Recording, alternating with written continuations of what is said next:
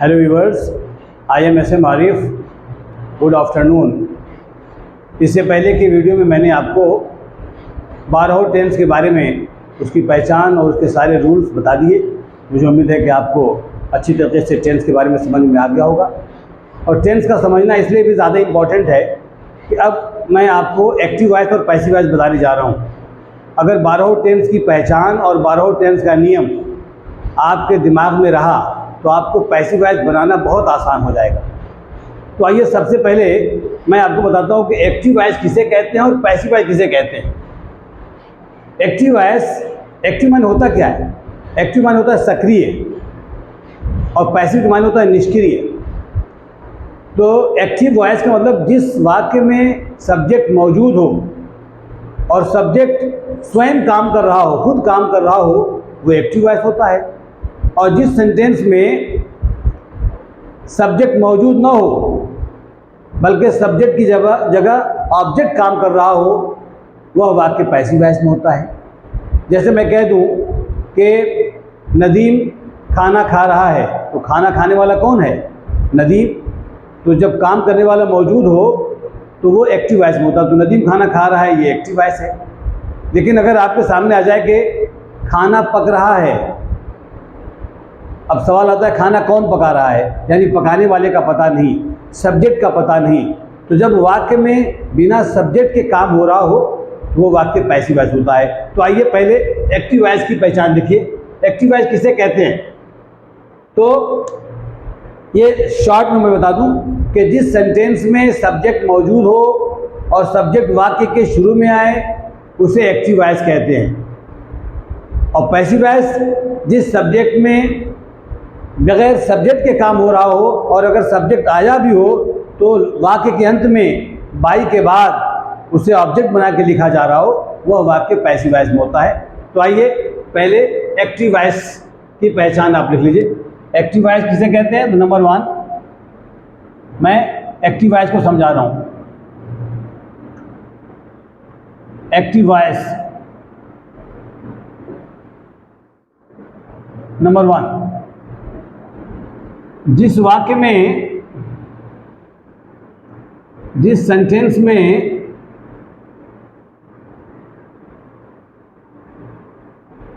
Subject को हिंदी में कहते हैं कर्ता, काम करने वाला। जिस सब्जेक्ट में, जिस सेंटेंस में सब्जेक्ट यानी कर्ता मौजूद हो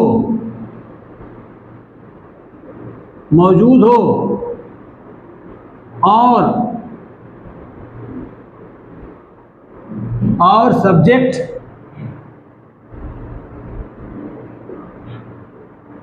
वाक्य के शुरू में आए, वाक्य के शुरू में आए, वह वाक्य एक्टिव वॉइस में होता है। एक्टिव वॉइस में होता है।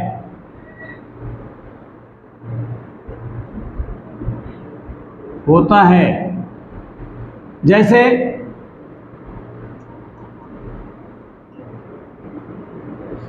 वसीम काम कर रहा है।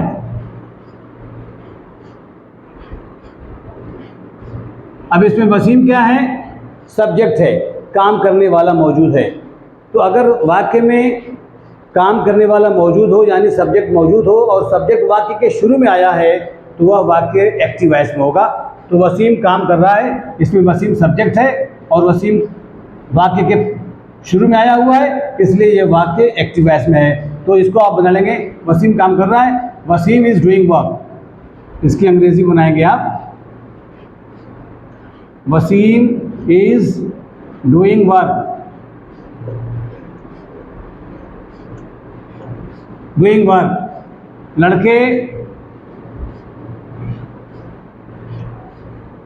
लड़के खाना बनाते हैं। खाना बनाते हैं।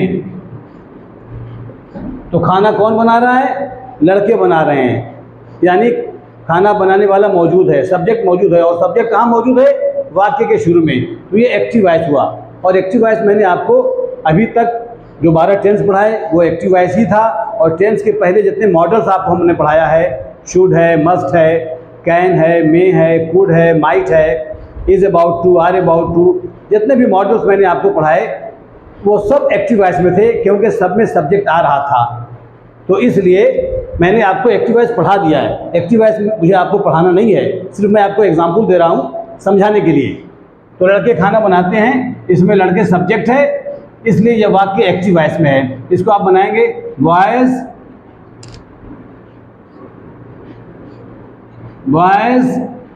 Cook food. तो ये एक्टिव वॉइस की पहचान हो गई, ETC। अब आइए पैसिव वॉइस किसे कहते हैं। नंबर 2,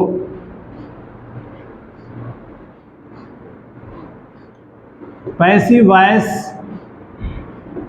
की पहचान।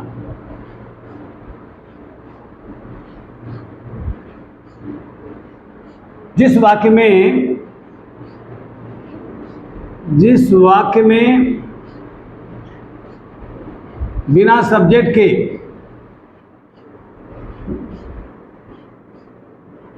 यानी बिना कर्ता के, बिना सब्जेक्ट को हिंदी में कर्ता कहते हैं, बिना सब्जेक्ट के काम हो रहा हो वह वाक्य पैसिव वॉइस में होता है।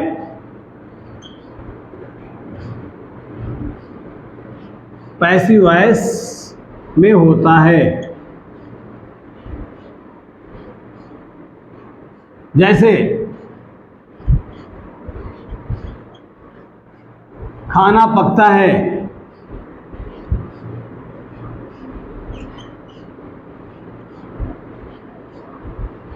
खाना पकता है, कौन खाना पका रहा है? खाना पकाने वाले का पता नहीं, यानी सब्जेक्ट मौजूद नहीं है और बिना सब्जेक्ट के काम हो रहा है। खाना पकता है। मकान बन रहा है, खाना पकता है। यहाँ देख लें, मकान बन रहा है। नंबर 2, मकान बन रहा है।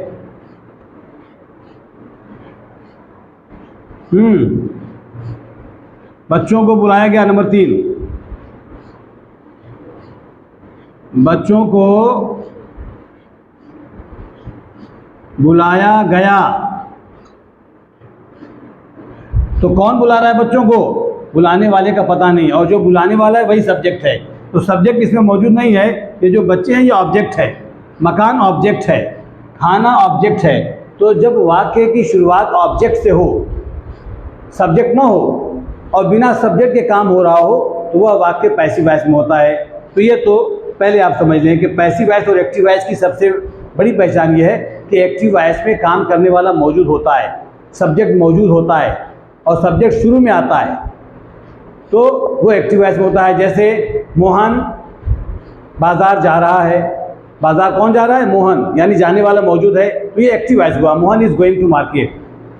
माँ खाना पका चुकी है।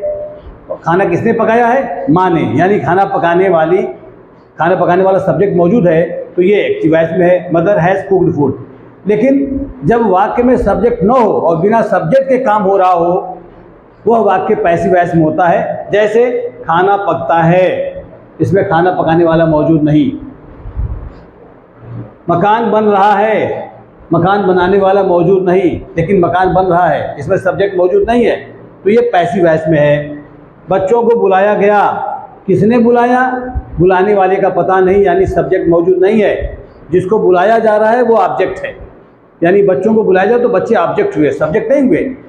तो ये पैसिव वॉइस की पहचान हुई कि जब बिना सब्जेक्ट के कोई काम हो रहा हो तो वह वाक्य पैसिव वॉइस में होता है। अब आइए इसका नियम देख लीजिए।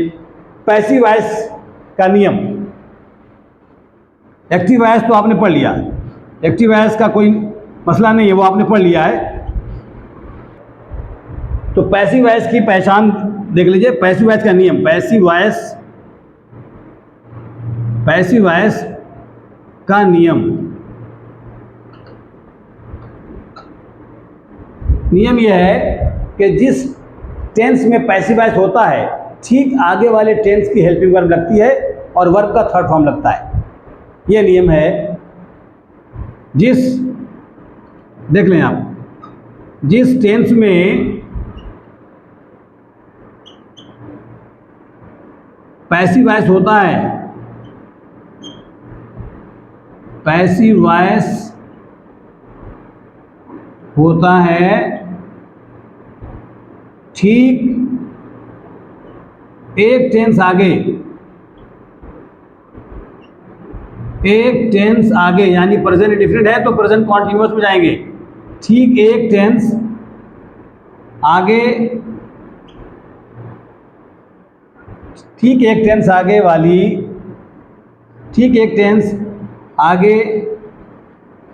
वाली हेल्पिंग वर्ब लगाएंगे और वर्ब का हमेशा थर्ड फॉर्म लगाएंगे। पैसिव वॉइस में हमेशा वर्ब का थर्ड होता है और वर्ब का थर्ड फॉर्म लगाएंगे प्लस etc।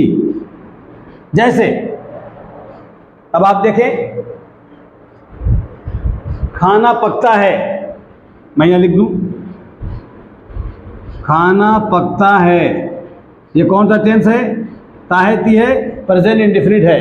तो प्रेजेंट इंडेफिनिट के आगे कौन सा टेंस है? Present continuous. यानी आपको इज आरएम से बनाना है। अगर ऑब्जेक्ट एक वचन है तो इज लगाइए, ऑब्जेक्ट बहुवचन है तो आर लगाइए, और ऑब्जेक्ट आई आ रहा है तो एम लगाइए। तो खाना एक वचन है तो पहले खाना की अंग्रेजी फूड, और है की अंग्रेजी इज, और पकना का कुक। तो कुक का third form cooked. Food is cooked, food is cooked, खाना पकता है। यानी जिस टेंस में पैसिव वॉइस होगा ठीक एक टेंस आगे की हेल्पिंग वर्ब लगाएंगे।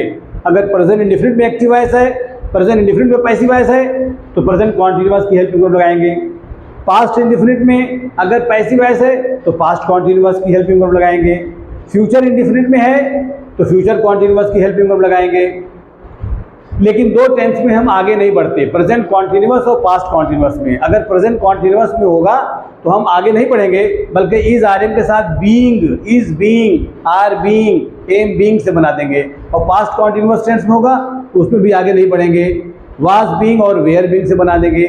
लेकिन बाकी टेंस में आपको आगे बढ़ना है। जैसे अगर आ गया प्रेजेंट परफेक्ट तो आप प्रेजेंट परफेक्ट कॉन्टिन्यूअस में जाएंगे। हैज़ हैव लगा है तो हैज़ बीन हैव बीन लगाना होगा पैसिव वॉइस में। पास्ट परफेक्ट में अगर पैसिव वॉइस है तो past perfect continuous had been लगाना होगा।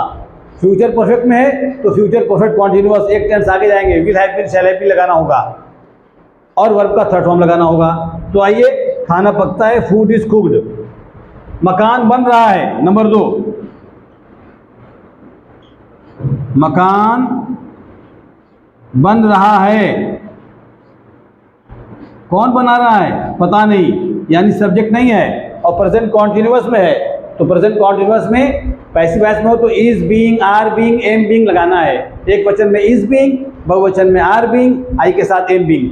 तो मकान बन रहा है, हाउस इज बीइंग, बनना का बिल्ड होता तो built, the house is being. अगर बहुवचन होता तो आर बीइंग लगाते। The house is being built, BUILT, build का थर्ड फॉर्म बिल्ट है। और क्या है? बच्चों को बुलाया गया, बच्चों को बुलाया गया। अंत में या ई ए, तो जिस टेंस में, जिस वाक्य के अंत में आ ई ए का मात्रा हो या ताथा तेथी तेथे आए वो पास्ट इंडेफिनिट टेंस में होता है। और पास्ट इंडेफिनिट का पैसिव वॉइस पास्ट कॉन्टिन्यूअस में बनेगा, यानी वाज वेयर लगाएंगे और वर्ब का थर्ड फॉर्म लगाएंगे। तो बच्चों को, ये आपका ऑब्जेक्ट है चिल्ड्रेन, उसके बाद वेयर, बुलाना का third form called, children where called. क्योंकि बुलाने वाला मौजूद नहीं है इसलिए पैसिव वॉइस बनेगा, चिल्ड्रेन वेयर कॉल्ड तो व्यूअर्स, आप इत्मीनान से ये समझें कि पहले एक्टिव वॉइस की पहचान क्या होती है। एक्टिव वॉइस में सब्जेक्ट मौजूद होता है और पैसिव वॉइस में सब्जेक्ट मौजूद नहीं होगा, बिना सब्जेक्ट के काम होगा, और अगर सब्जेक्ट आएगा भी तो सेंटेंस के आखिर में आएगा। जैसे मैं कह दूं किताबें छपती हैं, कौन छाप रहा है? छापने वाले का पता नहीं, और प्रेजेंट इंडेफिनिट है, ताहती है, तो आप प्रेजेंट कॉन्टिन्यूअस में जाएंगे, इज आर एम लगाएंगे। तो किताबें बहुवचन है, बुक्स आर प्रिंटेड, और किताबें छपती थी, ये पास्ट इंडेफिनिट हो गया, तो पास्ट इंडेफिनिट को आप पास्ट कॉन्टिन्यूअस की हेल्प में लगाएंगे, बुक्स वेयर प्रिंटेड। किताबें छपेंगी, ये गा गया फ्यूचर इंडेफिनिट, तो आप फ्यूचर कॉन्टिन्यूअस की हेल्प में लगाएंगे, the books will be printed. किताबें छप रही हैं, ये प्रेजेंट कॉन्टिन्यूअस है, इसमें आगे नहीं बढ़ते, इसमें is being, are being, am being की सहायता से बनाते हैं और वर्ब का थर्ड फॉर्म लगाते हैं। तो किताबें छप रही हैं, बुक्स आर बीइंग प्रिंटेड। किताबें छप रही थी, रहा था, रही थी, पास्ट कॉन्टिन्यूअस है, इसमें भी आगे नहीं बढ़ना है, उसी टेंस में रहना है, वाज बीइंग और वेयर बीइंग से बनाना है वर्ब का थर्ड फॉर्म। किताबें छप रही थी, बुक्स वेयर बीइंग प्रिंटेड। किताबें छप चुकी हैं, चुका है, चुकी है, चुके हैं, प्रेजेंट परफेक्ट है, तो आप प्रेजेंट परफेक्ट कॉन्टिन्यूअस में जाएंगे, एक टेंस आगे, हैज़ बीन, हैव बीन लगाएंगे, बुक्स हैव बीन प्रिंटेड।